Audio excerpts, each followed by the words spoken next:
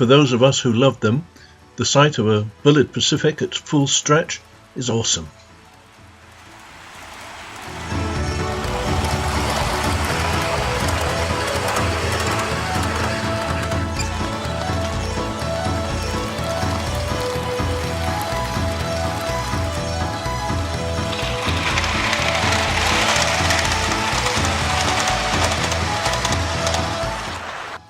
Other companies can have their problems, though.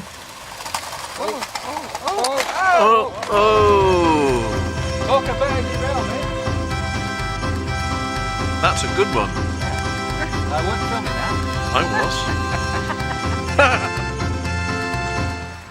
was. Whilst the ever-reliable God's Wonderful Railway carried on regardless.